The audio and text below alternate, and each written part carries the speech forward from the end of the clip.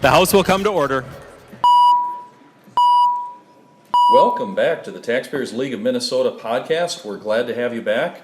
The state of Minnesota legislature is back in session, back at the Capitol or around the Capitol. They're actually not in the Capitol. I'm Ted Lilly, president of the Taxpayers League, and I am joined by Margaret Martine, research director of the Taxpayers League. And as you know, the Taxpayers League are the advocates for you, the taxpayers of Minnesota. We look for lower taxes, limited government, local control, and free enterprise in everything that we advocate for at the Capitol on your behalf. Well, Margaret, this is the shortest session that is ever in the state of Minnesota. It started on Tuesday.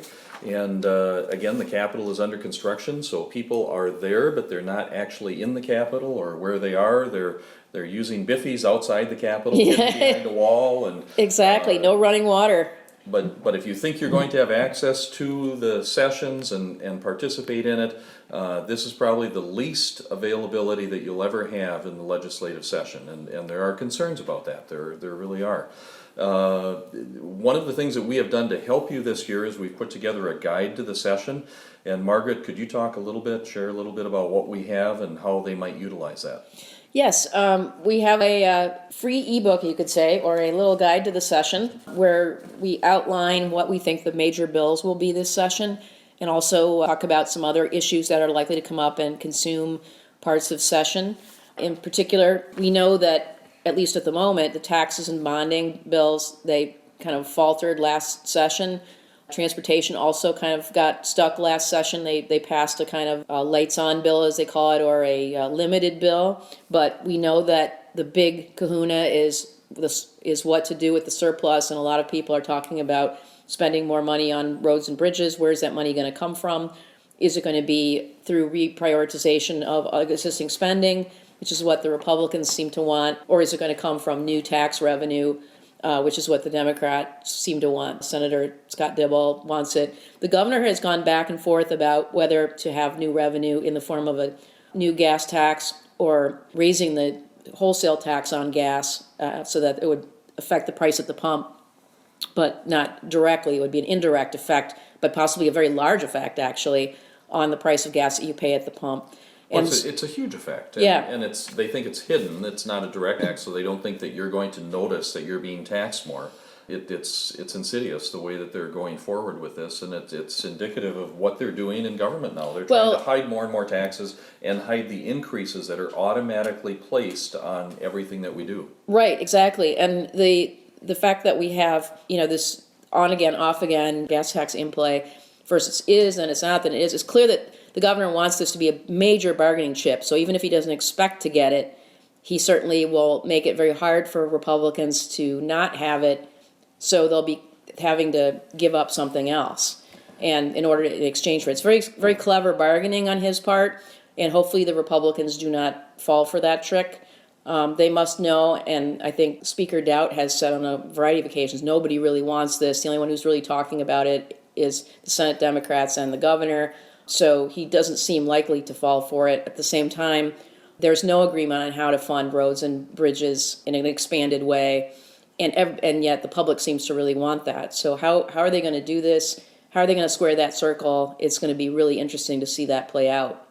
Well, and friends, remember that the governor said the gas tax was dead, that there was it just couldn't happen, it wasn't going to happen, and that it was dead in the water. And the Senate Democrats said, "Oh, wait a minute, Governor! You can't say that's dead. We still need that."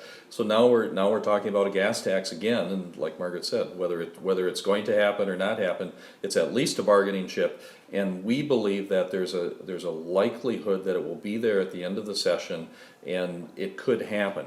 So one of the tools that we have prepared for you, the citizens, is a tool to watch your legislators. And we've always had our taxpayer protection pledge, which is a pledge between you and your legislators that they will not raise taxes, and we encourage you to ask them to sign that pledge. Right. But and there's copies of the pledge in the session guide, so you'll have that right there with you. But this year we've added another pledge, which should be really simple, and there actually should be half, for most of the Democrats should sign it also. But it's a pledge to not raise the gas tax. Right. And this is very clear that we do not need a gas tax. We have a surplus. We have enough money. The question in transportation is priorities.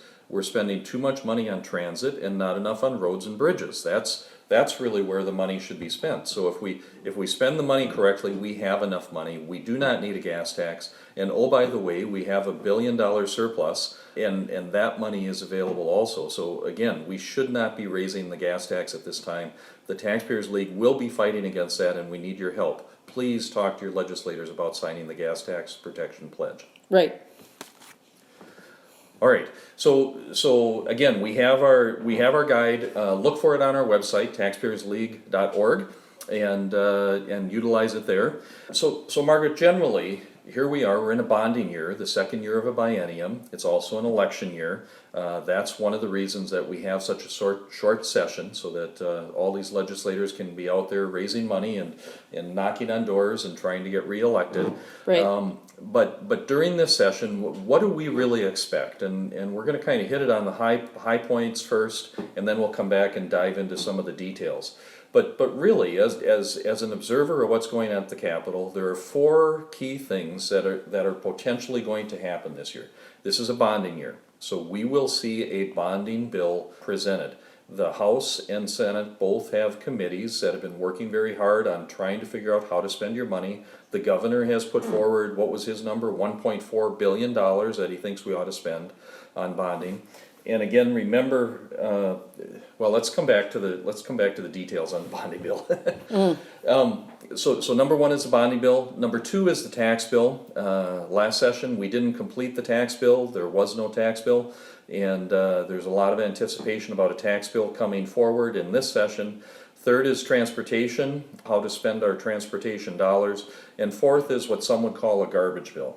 Everything else that's going on. Yeah, you thought the spending stopped last year with the budget bill, but there's always a supplemental budget bill every second year. So it seems like there's always a bonding bill now, and there's always a budget bill. The budget bill in the second year is usually smaller, but it all depends on what the situation is with the overall bottom line numbers. For example, when I was a staffer in the minority, I remember vividly the supplemental budget bill that happened in that second year when I was there in 2010, because the revenue had fallen.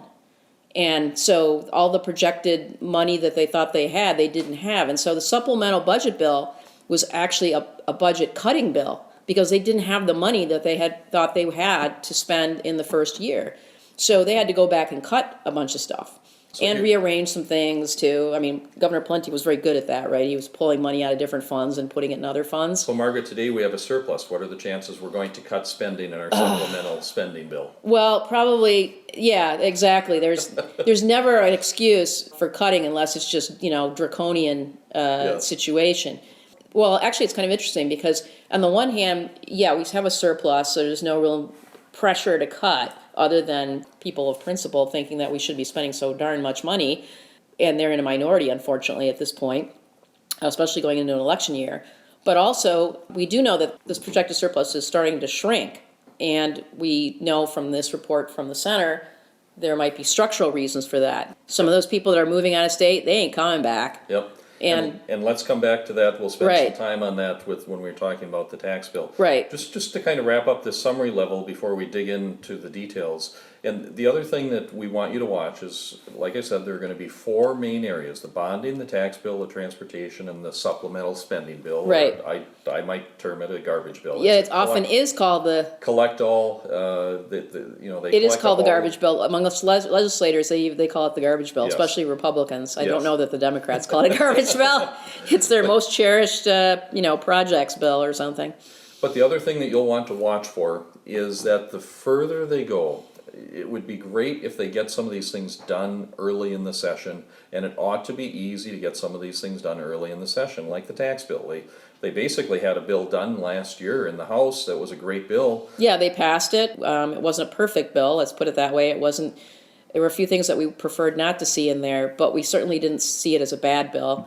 The Senate bill, on the other hand, was not a good bill. Right, And didn't have any of the good things that the House bill had in it, and so we did score that negatively. right.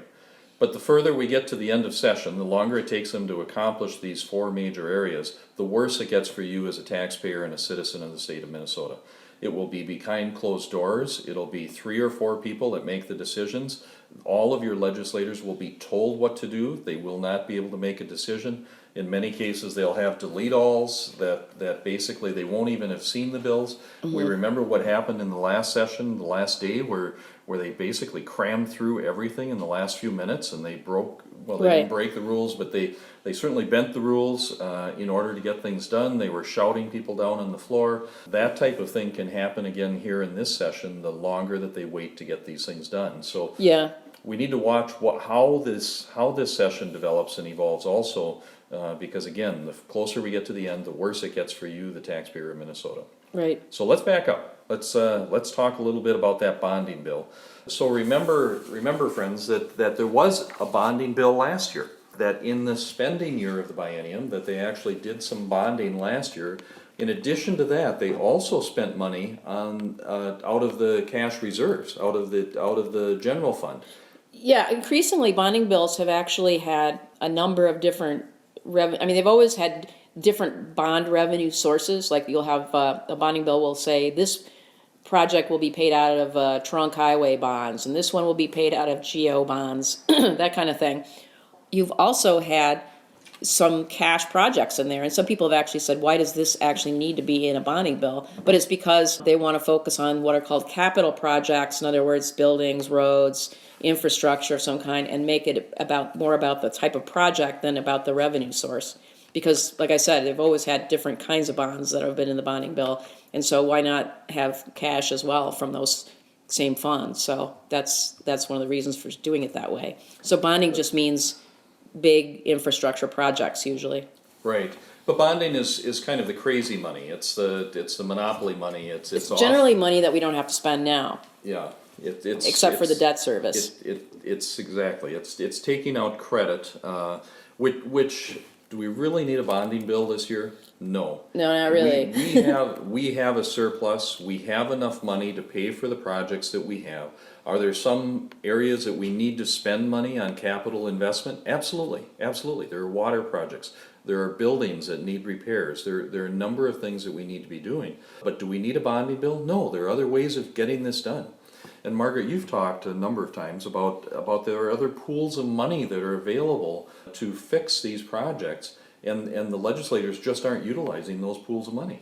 Right. Well, one of the things that's kind of interesting about the bonding bill is the politics of it. If you follow the legislature at all, you know that bonding is one of those areas where it's definitely a place where legislators sort of bring home the bacon, like they do. We talk about that in Congress. Well, this is in the legislature. This is really where this kind of happens, where it's more visible to taxpayers to see where their money is going. And so you're talking about civic centers and yeah, gorilla cages. Right. In fact, the House Information Services actually has a really nice map, and I have a little address and a little small picture of it. A little snapshot of it is on the session guide, where they've actually mapped all the bonding projects. Where they actually show where they are, and they're spread out throughout the state. There's a bunch of them, of course, clustered in the Twin Cities metro, because that's where the population is, but they're all over the place. Well, of course they are, Margaret, because they need a vote. Every legislator wants a project in their district that they can point to and say, hey, I did this for you, and some of them are more worthy than others. And every legislator that they need a vote from, they put a project in their district so that the legislator can't say, I can't, how do I vote against this? My district needs this. And there's some truth to that some of these projects do need to be done. There are water systems that need to be improved. There are buildings that need to be kept up.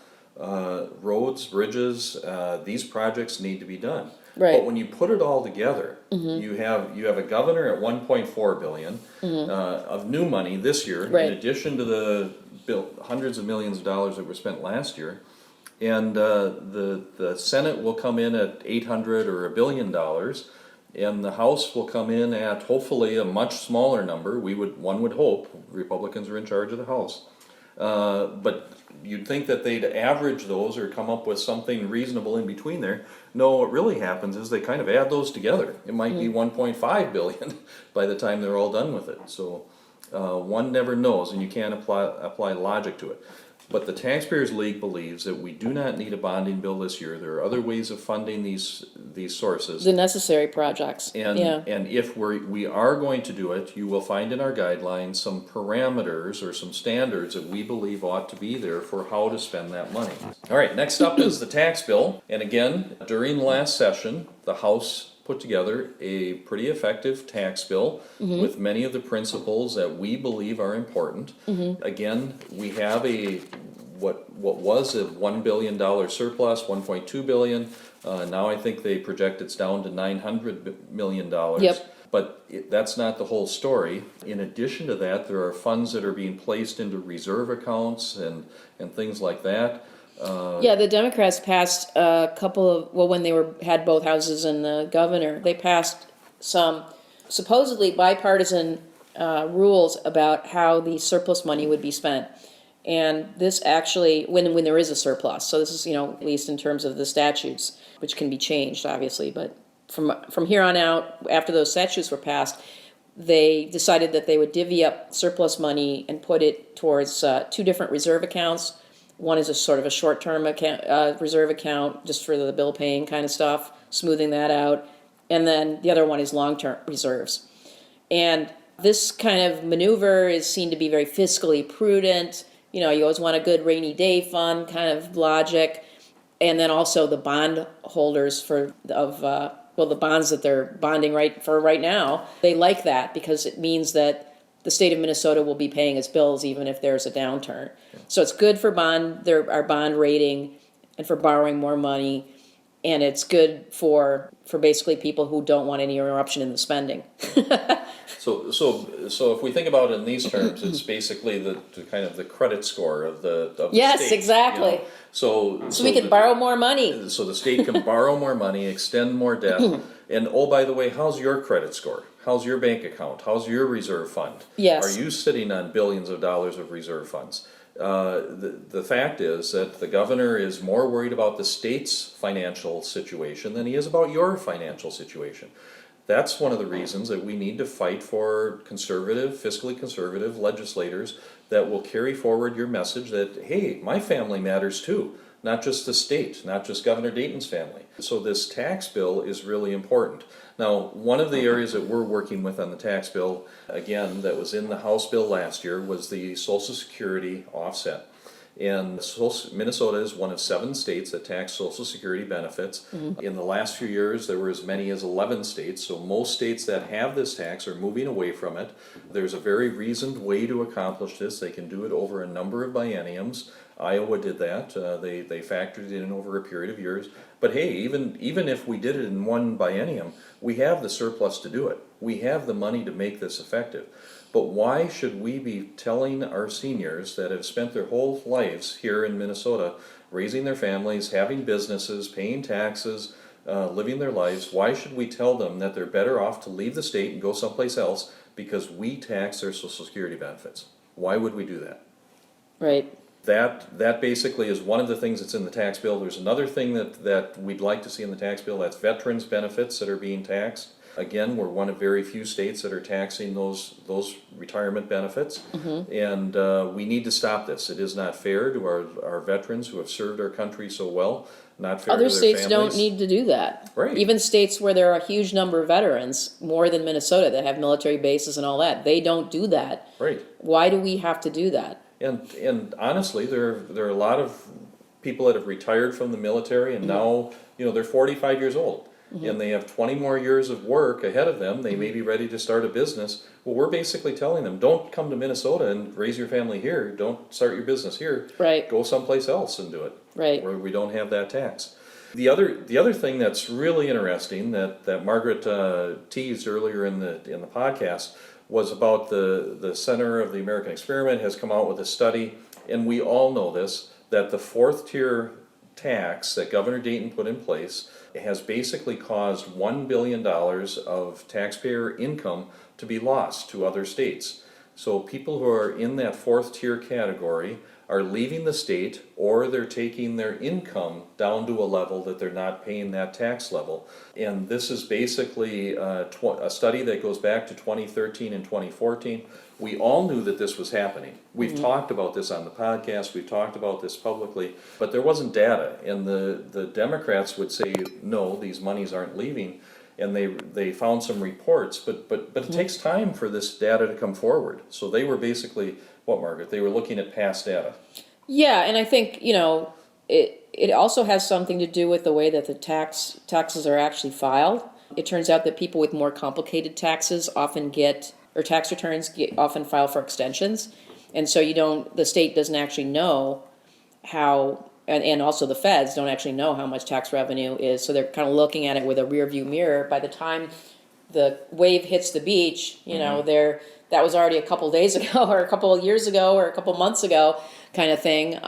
So I think it took time to register this and Right. this behavior change. Yes. And for the longest time, they were in denial that it wasn't coming. And now that the facts are in, it appears that we were right, and Yes. that this has had a big effect. And it's hard to understand from a conservative perspective how it couldn't be right.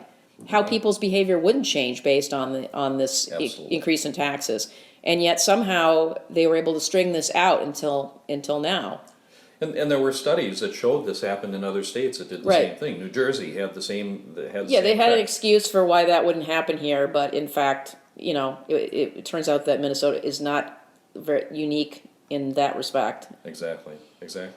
And again, this is the largest migration, according to the center, ever in the history of tax dollars leaving the state of Minnesota. It hasn't happened at this level before.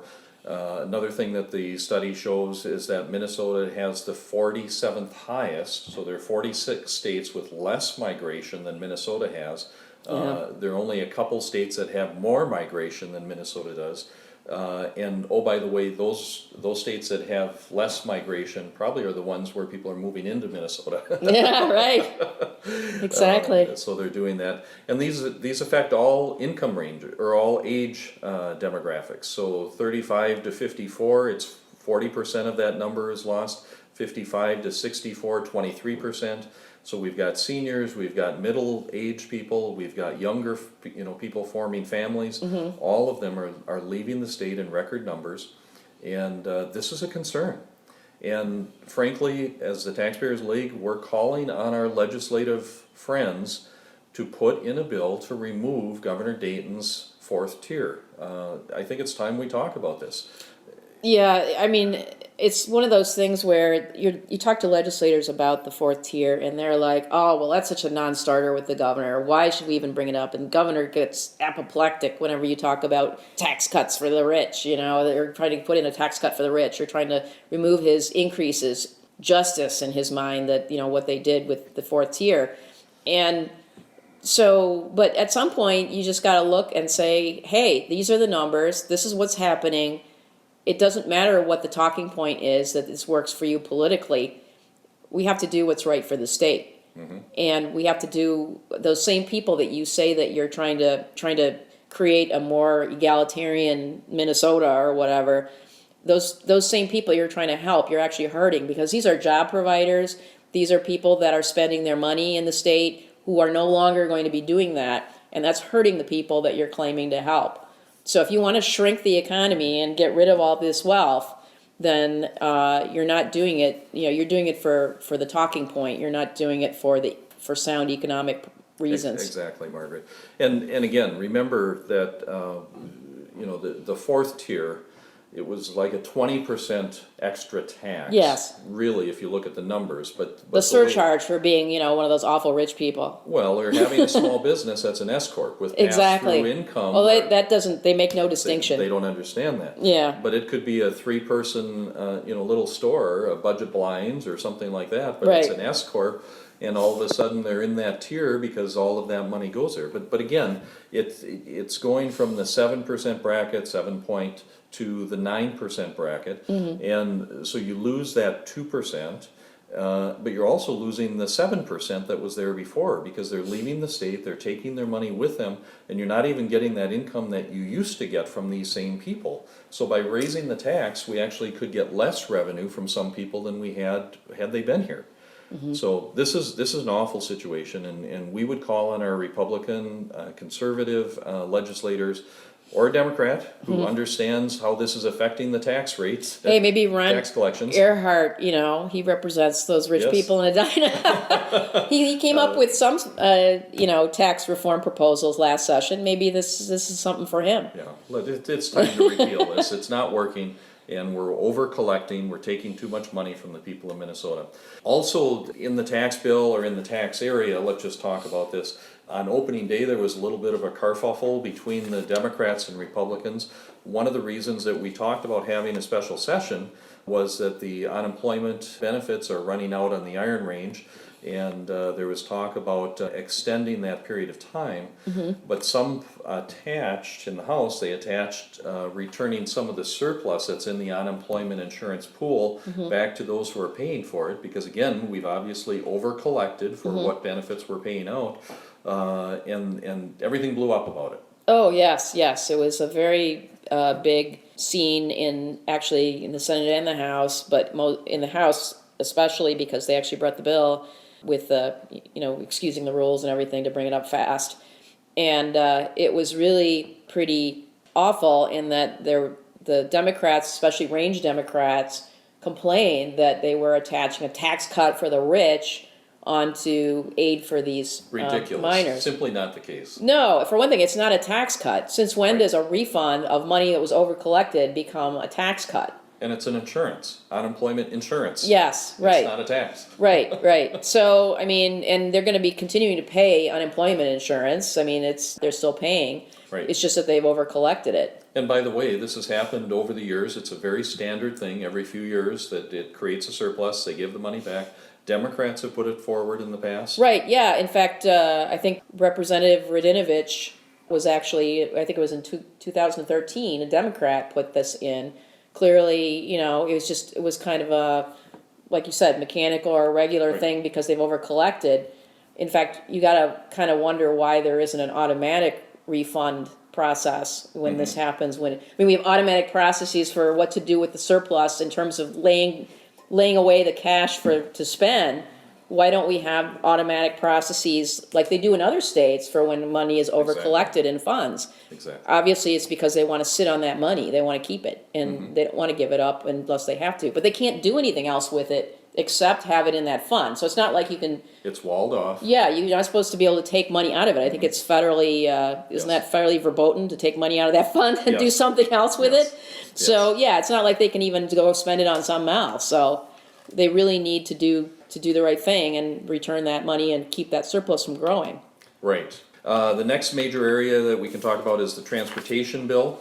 And again, one of our concerns is the fact that the governor and the DFL in the Senate are looking for a gas tax increase. Many would say that we need to spend more money on roads and bridges, on our transportation systems, but Governor Dayton insists that we're not spending enough. I forget what he called it, but it was we're totally underfunding transit also. Maybe we are underfunding transit because it's costing us so much. Yeah. It's running such a deficit every place that we put it. Sure, it has to be supported forever. Yes, absolutely. But anyway, we believe that there is no need for a gas tax today. We have a state surplus. We have monies available in the reserve funds. There's no reason for a gas tax. We believe that we ought to be prioritizing our funding, our expenditures for roads and bridges, not transit, not new trains, anything like that. And we think that we can work within the funds that we have to find efficiencies in how we deliver, how we improve our roads and bridges.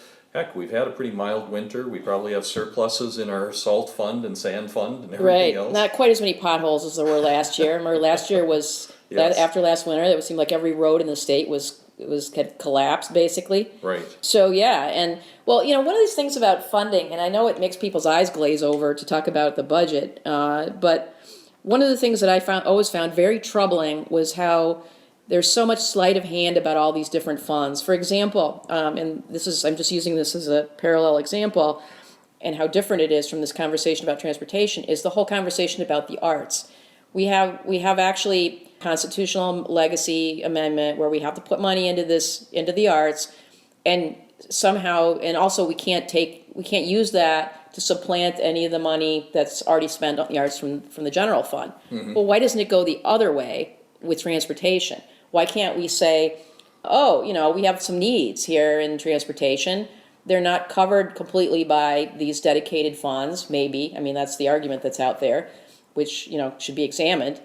Why can't we use general fund dollars to pay for transportation? Oh, no, we have to increase the amount that we have in dedicated funds to pay for this stuff. Well, no, why can't we look at a few things in the general fund and say, hey, is that as important as roads? No. Well, then we should cut back on that, and we should spend more general fund money on roads. I mean, that's almost anathema. I mean, you tell that to somebody, especially a Democrat legislator who's used to thinking about all these dedicated funds, and it's like, no, that money's for this. We need more money. We need to grow this pot of money in order to spend more money. Well, no, you just need to spend less money on these other things. Yes. Use that money for what is a core government service, which is the roads. Margaret, as you point out, it was just a short 2 years ago that the governor, the House and Senate were all controlled by Democrats. Right. And did they set priorities on transportation at that point? No. I mean, they had the opportunity during that period of time to spend as much on transportation as they wanted to. Right. But now we have a crisis. Now it's a crisis. Then it wasn't. Right. I mean, come on. It's a bait and switch, and this is almost silly. They're creating crises by saying, "Oh, we can't use that money. Oh, we can't use that money. Oh, look, we don't have enough money in this tiny pot of money that we defined as the money that we're going to use." The other thing they're doing is when the Democrats were in charge, they said we needed, I believe it was $17 billion for transportation. Now the governor is saying it's a much larger number. I think it's $25 billion over the next 20 years. Right. So the target keeps changing, and the way to fund it keeps changing. Right. And no matter how we fund transportation, the number will always grow, and we will never have enough money for transportation systems.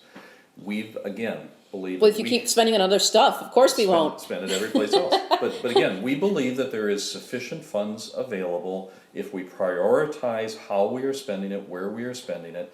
Let's spend it on the core function of state government, on the roads and bridges that get us to work, back and forth to work, back and forth to school, to everything that we're doing. Transit and trains are not working. Even if we got them for free. Yeah. Even if they dropped out of the sky in place, we can't afford to keep them running. Right. Because they don't pay for themselves. They don't pay for themselves, and they don't take enough people off the roads, which is another myth, that somehow that'll ease traffic. We know already that it does nothing to do that. Right. So again, please help us by having your legislators sign the gas tax protection pledge. It's available in our guide, so go online, taxpayersleague.org, and find that. And let's work together to find the right solution for the transportation system in this legislative session. Lastly, of course, is the supplemental spending bill. We've already talked about that. This is the catch-all for everything else that's coming our way.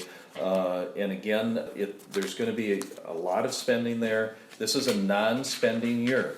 Last year was the spending year, the budget year. This is the bonding year. We shouldn't need a whole lot of things.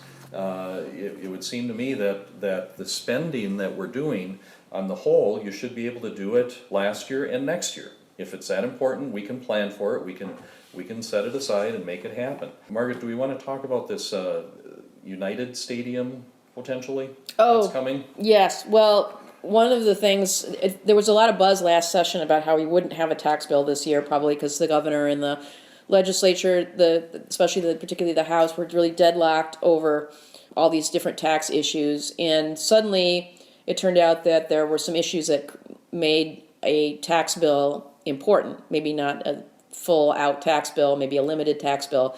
One of the issues is, well, like, as always, is tax compliance, but they can have a minimal bill on that. But the other one turned out was the Minnesota United soccer investor group, which is all private money, right? Which is all private money. Was it Bill McGuire, United Health guy Yes. is leading this team of investors who want to build a soccer stadium in St. Paul. It turns out that it's kind of a complicated deal, and they are looking for some tax breaks and some changes in the law that the city of St. Paul needs to make this deal actually go through.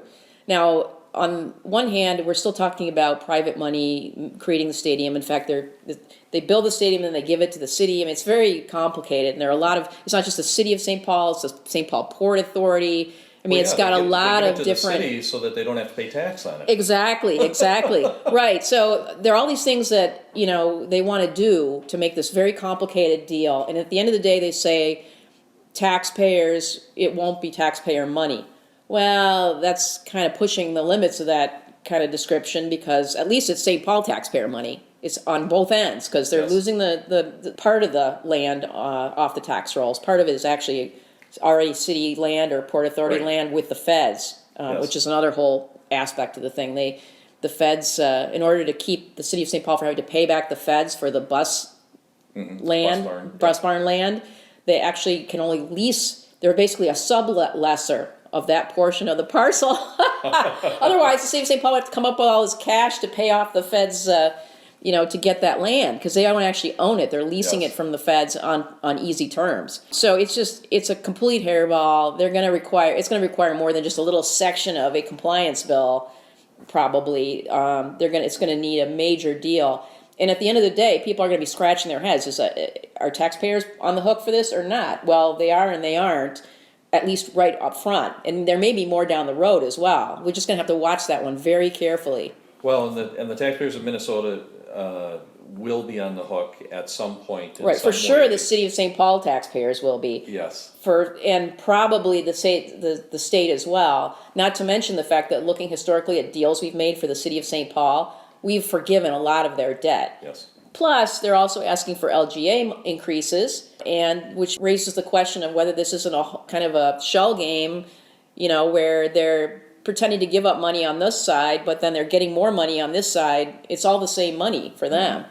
So the taxpayer still looks like they're getting taken to the cleaners by the city of St. Paul at some level, if not right away up front, then consistently down the road in bigger chunks. Yes. So the Taxpayers League supports privately funded stadiums. That's the way it should be done. It should not be done with public money. Right. And that's how this was initially presented.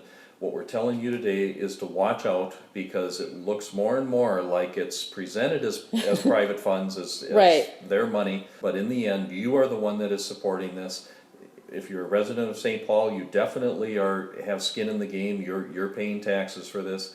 And if you're a resident of Minnesota, we believe that at some point they will turn around and say, we need to forgive these monies, or right, or we need more LGA because our stadium project didn't work out as well as we thought it would, and so it's looking less and less like a fully funded private operation. Right. And the Met Council's involved too, because they want to build a transit hub right there. Yes, and more like you will be holding the checkbook out and paying for a part of this stadium. Exactly. So pay attention to it. Be involved with it, and don't just listen to the headline that it's privately funded. We believe that there's more of your money in it than they're letting on at this point.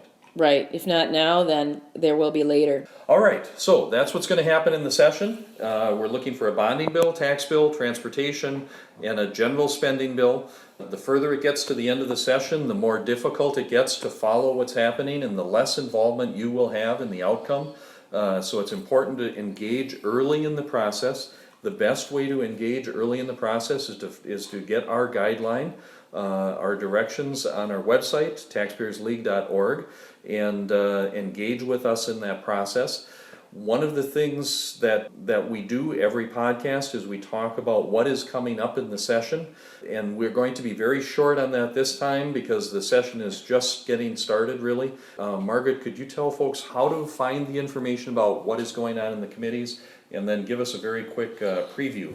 Probably the best thing to do if you want to know what's going on a day-to-day basis at the legislature is to actually go to the legislative website, which is, there's a main one, and then there's each of the houses have one, but it's basically www.leg.state.mn.us, And there's also house.ledge.state.us and senate.ledge.state.mn.us.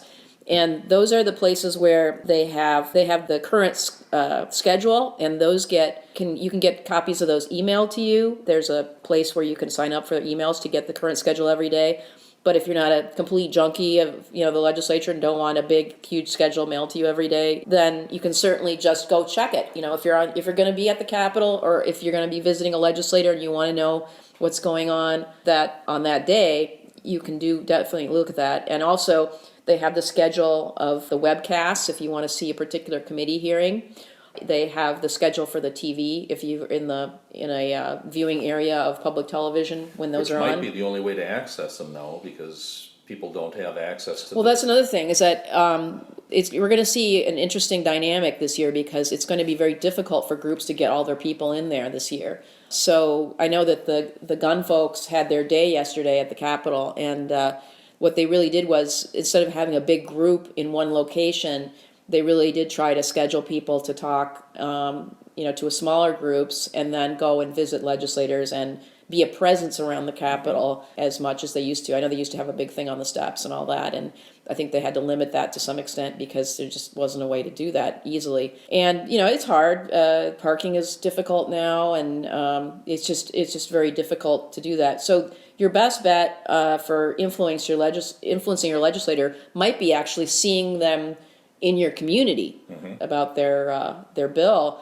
That might be the best way to do it, is actually talk to them when they're in your community back at home. So Easter break is going to be very important. Other times when the legislators, for example, the House doesn't meet on Fridays again this year. So they're going to be, a lot of them are going to be on during the weekend. They're going to be back in their districts. Yes. That might be the best way. But you can still use email and telephone. A lot of people kind of say, they don't really listen to that, but they actually do. And in particular, I don't know how the Senate operation is, but I'm assuming it's probably similar.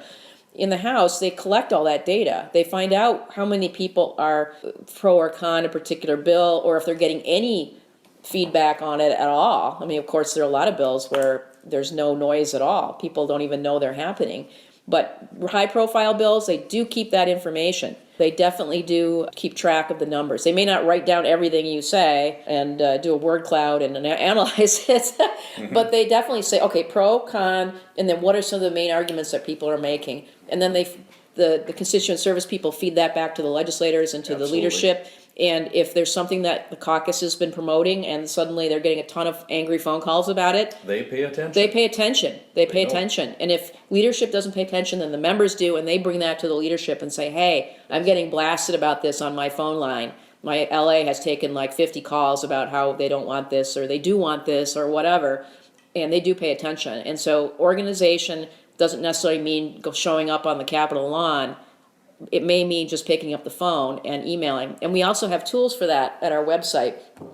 This year, again, we're using the one-click politics tool, so that there are a couple of pre-formatted emails that you can use, or you can go in and edit them, present your particular point of view on a bill, and definitely take advantage of those. And right now we have one on bonding, one on taxes, and one on transportation.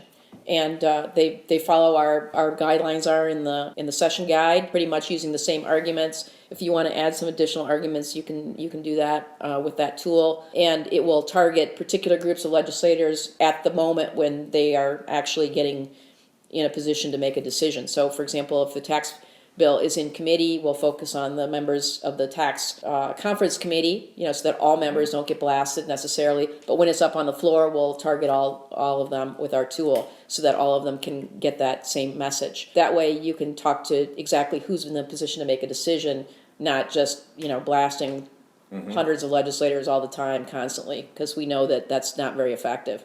Right. And that really is important. So please go to our website, taxpayersleague.org.